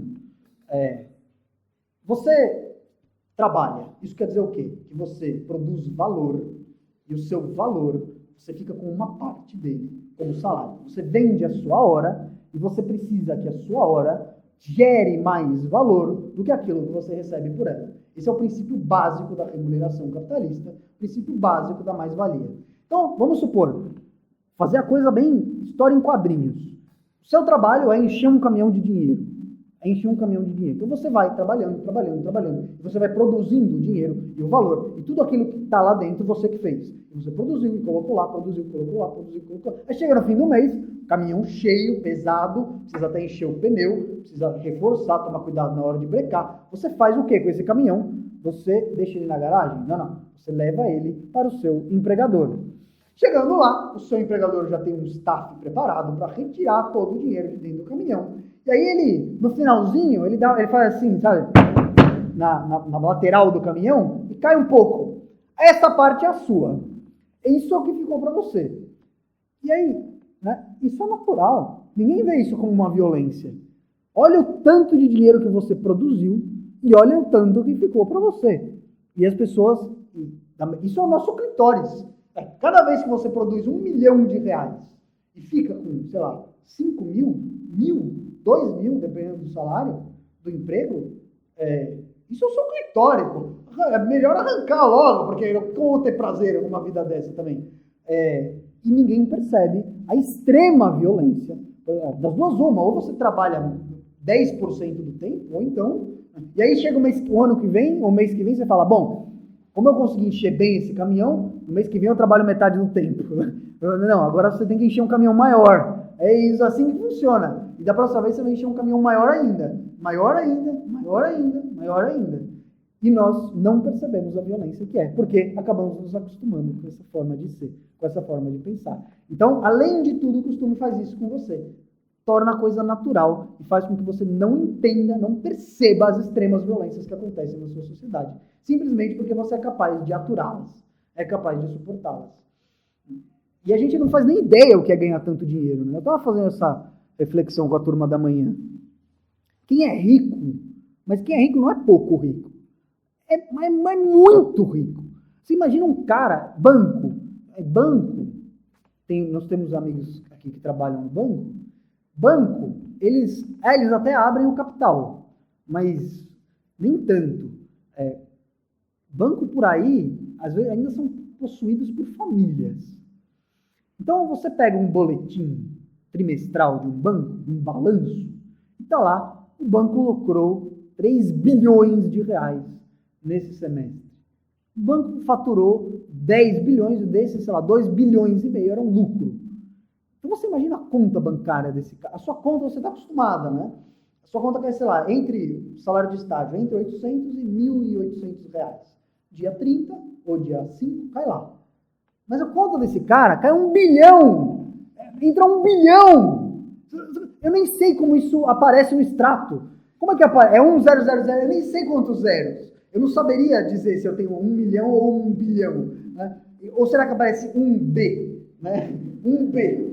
Porque é discreto, sabe que rico é discreto, né? 1B. Aí você não sabe se tirou o extrato ou se chegou na garagem, né? E é isso que é. É 1 bilhão. E quem ganhou esse 1 bilhão para ele? 100 mil pessoas que trabalham em todas as agências. Quanto ele mesmo conseguiu? Se você botar esse cara sozinho para trabalhar, é capaz que ele produza menos do que todos os funcionários juntos. Né? Qualquer um dos funcionários. Já viu um programa chamado Undercover Boss? É fantástica essa série. É fantástica. Eles pegam um dono de uma empresa, ou um CEO, e botam para trabalhar. O cara não sabe fazer porra nenhuma. Se depender do cara, a empresa quebra em um dia. O cara não sabe fazer um sanduíche. Ele é o dono da empresa. Não sabe. Então, o dinheiro todo que esses caras ganham não vem deles. Não vem deles. E ainda querem fazer você crer que essas pessoas têm todo o dinheiro que têm, porque merecem. Né? Porque, não, olha como ele acorda. Tem um grande empresário brasileiro cuja imagem é de uma pessoa extremamente trabalhadora. Né? Então, ele acorda cedo todo dia, ele é um homem trabalhador, acorda às 5 da manhã, já está no escritório, ele, trabalha pra caramba. Tá bom, mas a fortuna dele, sinto informar, a fortuna dele é dos 100 mil que estão embaixo dele, trabalhando todo dia. É isso, mas o costume faz você não perceber isso. Ou, se percebe, tomar isso com a maior naturalidade do mundo. Não, é assim mesmo. E mais, os seus pais, os seus avós te educaram desde que você nasceu para não só se adequar a isso, mas desejar e ainda querer ser um dos melhores nisso. Não, o que eu quero ser mesmo é diretor um dia. Enfim, esse é o poder do costume. Tal é o poder do costume. Você não vislumbra outro mundo senão esse. E mesmo que você vislumbre, talvez você nem tenha forças para lidar contra ele. Fudido. 1.500. E aí, então, vamos para a segunda... Olha onde nós estamos ainda, hein? Estamos atrasados na aula. Nós estamos na segunda ramificação do primeiro motivo que Laboessi dá para que as pessoas sejam servas voluntárias. Beleza? Fechamos, então. Esquecimento e costume. E agora vamos para o segundo motivo. Esse motivo é a própria existência das relações públicas. Esse motivo é o divertimento. Esse motivo é o lazer, a distração, a diversão, o entretenimento. Voltando para a escola de Frankfurt, agora eu falo o nome certo, a cultura de massa, né? A indústria da cultura de massa. O que Laboessi está dizendo? Que em determinado momento, os tiranos perceberam que o seu povo será tanto mais dócil, quanto mais dispor de elementos de distração, de diversão. E ele cita um exemplo muito engraçado, trágico, né? Que é o de Nero. Um desses exemplos é o de Nero. Nero, você sabe, foi um imperador romano, cujo ethos, você já também sabe, é todos aqueles traços característicos da ética de uma pessoa, que a gente pode chamar de caráter, do comportamento dessa pessoa. O ethos de Nero era um ethos praticamente demoníaco. Eros era brother de Lúcifer, por assim dizer. Entendeu? Era o próprio demônio na Terra, o anticristo. E Nero foi também muito famoso por aplicar com muita eficácia a tal da política do pão e circo. Política do pão e circo. E o que Laboessi diz? Que quando este tirano sanguinário, traidor, violento e facínora morreu, quase que o povo fez homenagens públicas a ele. Mas faltou isso para o povo não fazer. E por que isso? Por causa do divertimento. E ele cita ainda um outro exemplo. O que Ciro fez aos lídios, depois de ter se apoderado de Sardes, capital da Lídia, quando aprisionou o riquíssimo rei Creso e o levou cativo. Trouxeram-lhe a notícia de que os de Sardes se tinham revoltado. Ter-lhe-ia sido fácil dominá-los. Então, ele prendeu o rei de Lídio e a cidade se revoltou. E ele, com seu imenso poderio bélico, poderia ter, assim, tranquilizado na base da porrada a cidade inteira. Só que ele, não desejando saquear uma tão bela cidade, nem querendo destacar para lá um exército que a vigiasse, recorreu a um outro expediente. Fundou nela bordéis, tabernas e jogos públicos, e publicou um decreto que obrigava os habitantes a frequentá-los. Tão bons resultados teve esta guarnição, que foi desnecessário daí em diante levantar a espada contra os lídios. Os desgraçados divertiam-se a inventar toda a casta de jogos, de tal forma que a palavra latina usada para significar passatempos é a palavra ludi. E você já se deve ver ludos. Né? Ludos até hoje quer dizer jogo, quer dizer passatempo, quer dizer diversão. Que vem de lídios. Nem todos os tiranos foram tão explícitos no seu desejo de efeminarem os homens, mas o que este ordenou foi, em grande parte, realizado de forma velada. Aí ele fala, é muito próprio do vulgo, mormente o que pulula nas cidades, ou seja, do vulgo urbano, desconfiar de quem o estima ser ingênuo desconfiar de quem o estima e ser ingênuo para com aqueles que o enganam. Enfim, isso aqui ele está criticando. Aí é acidez. Atrair o pássaro com o apito ou o peixe com a isca do anzol é mais difícil que atrair o povo para a servidão, pois basta passar-lhes junto à boca um engodo insignificante. É espantoso como eles se deixam levar pelas cócegas. Então tá aí, é o que a gente já falou na aula passada, o que Marcuse também percebeu, que se você tiver um Friends para assistir à noite, você relaxa e goza. E foda-se o que você... E você vai ser dócil e tranquilo. Então, programa de qualidade de vida, andar de kart, entendeu? Quanto mais tiver disso, mais cordeirinho você será. E isso é uma característica dos povos. E não só os tiranos perceberam, como também as empresas. Então, a empresa colorida é isso. A empresa colorida é fazer você ficar dócil. O que mais que é isso? Eu vi a semana passada um artigo extremamente classista que fala para os gringos 15 coisas que caracterizam um paulistano. Viu? Tá no Face. 15 coisas. Nenhuma delas, por incrível que pareça, é ficar esperando 2 horas no ônibus. Nenhuma delas é morar numa rua que não é pavimentada. Nada. Isso não é ser paulistano. Andar de ônibus, aparentemente, para essas pessoas, não é ser paulistano. Andar de metrô, nada. Ser paulistano para elas é nunca falar pro taxista pegar Rebouças. Isso você vai tomar a puta patricinha. Tá de brincadeira. Ele fala isso num sotaque bem paulista. Tá de brincadeira, né, meu? Que o paulista é só anda de táxi, né? Mas esses gringos se fuder. O negócio é pegar busão. E eu tô falando tudo isso porque... Esqueci já. 15 motivos. Agora eu esqueci. Que bosta, hein? As pessoas paulistas. Bom. Infelizmente eu perdi completamente o fio da meada. Eu fiquei com tanta raiva dos caras que eu. Enfim. O fato é que quanto mais engodo tiver na sua frente. Lembrei! Essas mesmas pessoas que falam que ser paulistano é saber que a Rebouças faz trânsito, ninguém falou da M-Boi Mirim, por exemplo, que tem trânsito muito mais do que a porra da Rebouças. E essas pessoas, enfim, grande parte de nós, né, temos, um dos 15 motivos era dar o trânsito da cidade como certo. Né? Como fazer do trânsito parte da rotina. E, além de ter toda a questão do costume envolvida nisso, tem mais. A questão do divertimento e da distração.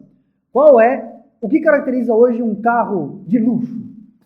Um carro de luxo tem um computador a bordo que fala com você, tem DVD, tem Blu-ray, tem um holograma que aparece a Shakira assim do seu lado, tem uma massagista, uma massagem indiana, relaxa, você já fica todo mole, ou o contrário disso, durante o trânsito, que é para você não perceber que está no trânsito. Tem aquecedor de assento, shiatsu nas costas, frigobar, videogame, o caralho, a massagem nos pés, aquecedor pro pé, vibrador, o que você quiser tem um carro hoje em dia.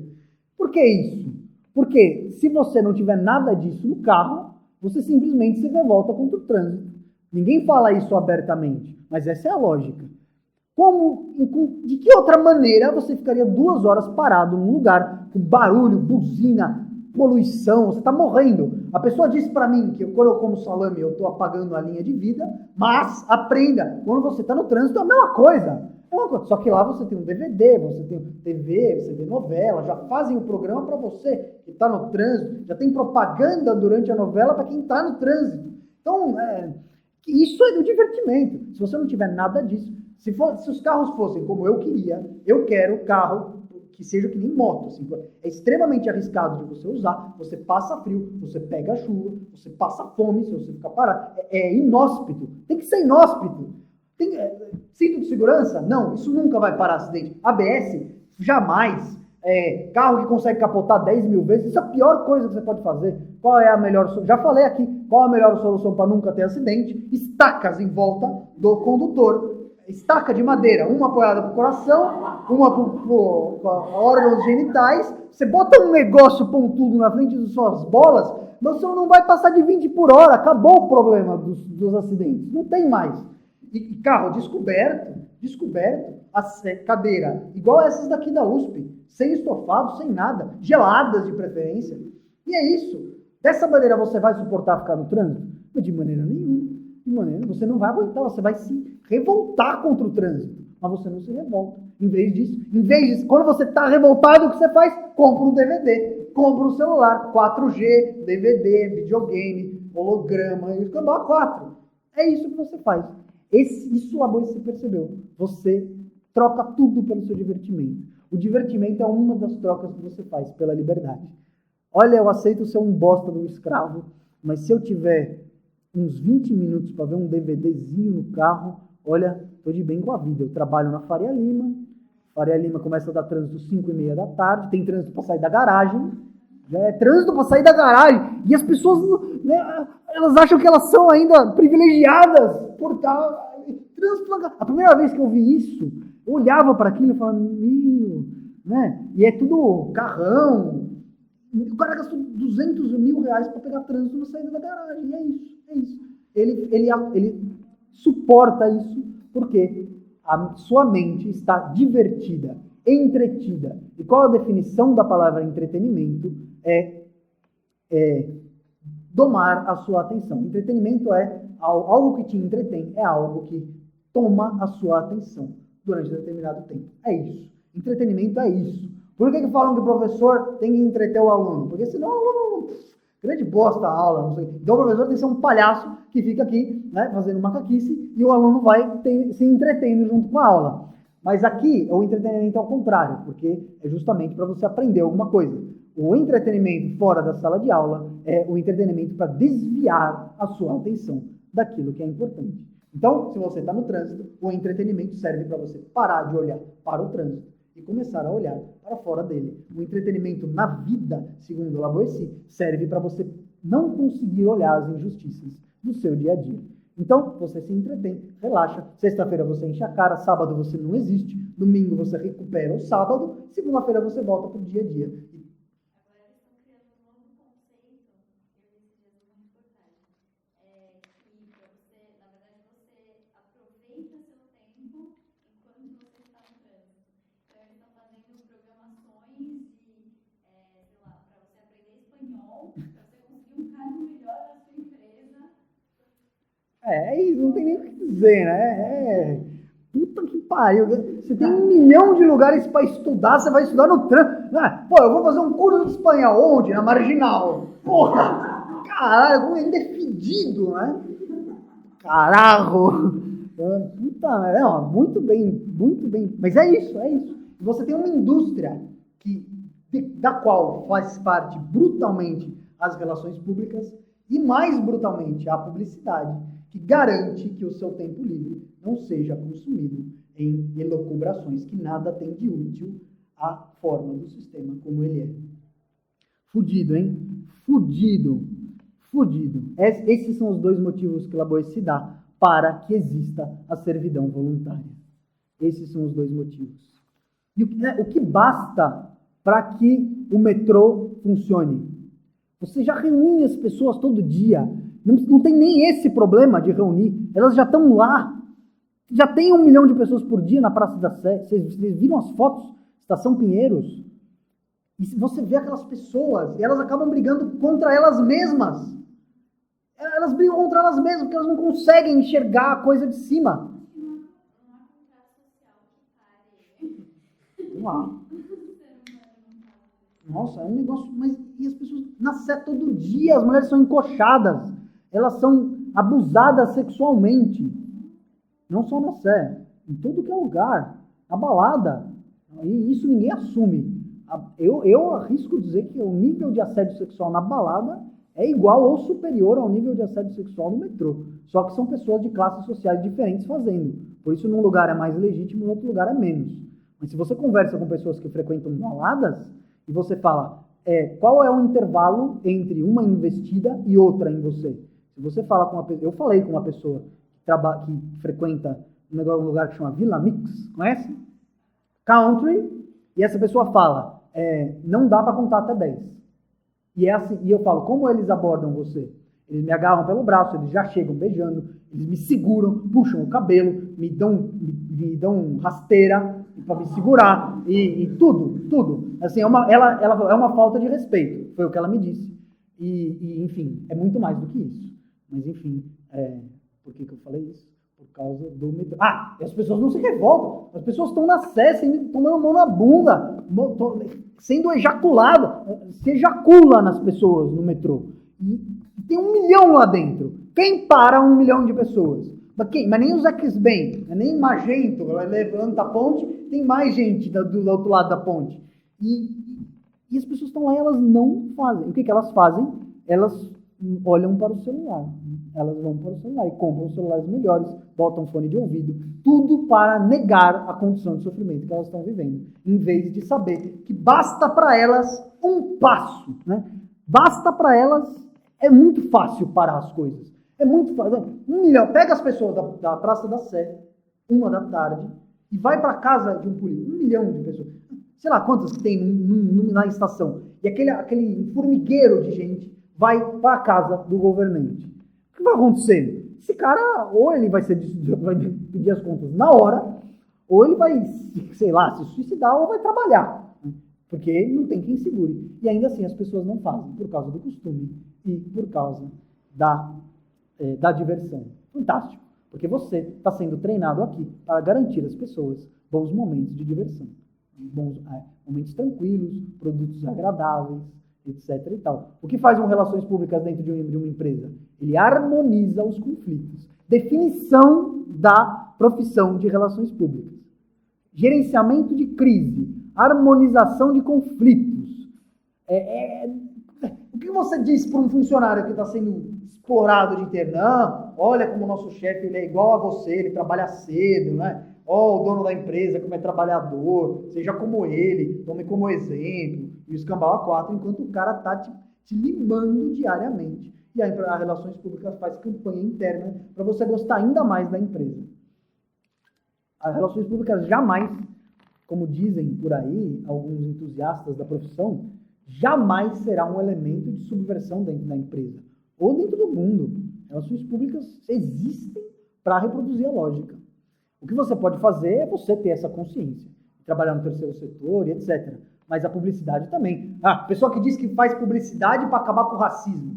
Caralho! A publicidade deu para trás, foi uma falha enorme de como... Mas um feio gigantesco, porque arranhou a imagem de todo mundo. Essa é a ideia.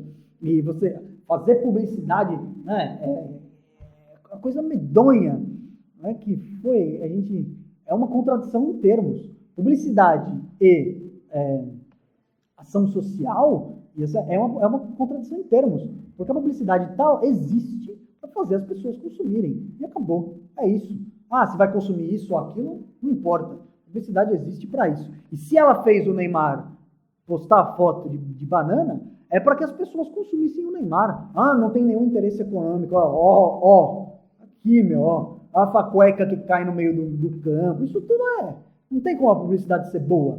Porque a publicidade representa um setor. E as relações públicas também. E estão aí para harmonizar o povo, para fazer com que você seja um cordeiro mais dócil. Isso tudo segundo o Laboissy, claro. Para não me xingarem mais ainda no Vimeo.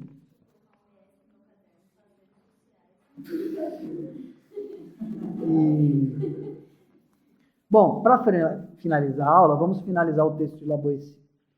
Ele reconhece no povo esse grande fenômeno da servidão voluntária. Mas ele diz que o povo não é o pior da história, não é o vilão da história. Evidentemente, é o tirano. Não também. Quem é o vilão? Quem é pior, mais vil, mais eticamente condenável em toda essa história são os 5 ou 6 que ficam aconselhando o tirano. E Laboissy explica. Por quê? Porque essas são as pessoas responsáveis em transferir o poder que emana do tirano para outros 10 em cada uma dos seus feudos, e outros 100 abaixo deles, e outros 1000 abaixo deles. São os grandes motores da dominação. São aqueles que Montaigne caracterizava como os mais execráveis, os que fazem o trabalho sujo, os que sujam as mãos em nome do Estado, os que não têm consciência, os que não têm honra, os que não têm caráter. Essas pessoas são as piores, até mesmo para Laboissy. E ele vai dizer, o povo, ele pode viver na merda e ser servo disso.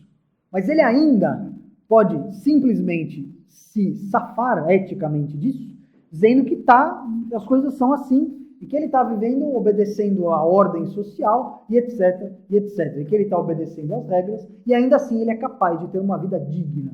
Nenhum de nós aqui está dizendo que uma pessoa que trabalha e pega trânsito e o caralho não seja digna, não seja uma pessoa de valores fortes. Não, simplesmente ele é um servo voluntário sem perceber. Mas esses 5 ou 6 que estão grudados no poder, eles são intermediários. Eles não são o povo, eles não são os súditos, eles não são o vulgo, mas eles não são também o líder.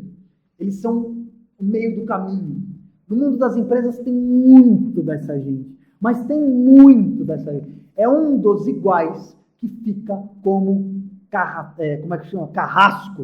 É o carrasco, é o capataz, é aquele que oprime, é aquele que faz o trabalho sujo, é aquele que trai, que amaldiçoa, que tudo é esse cara. Para Laboissy, ele é o que é de mais execrável na sociedade.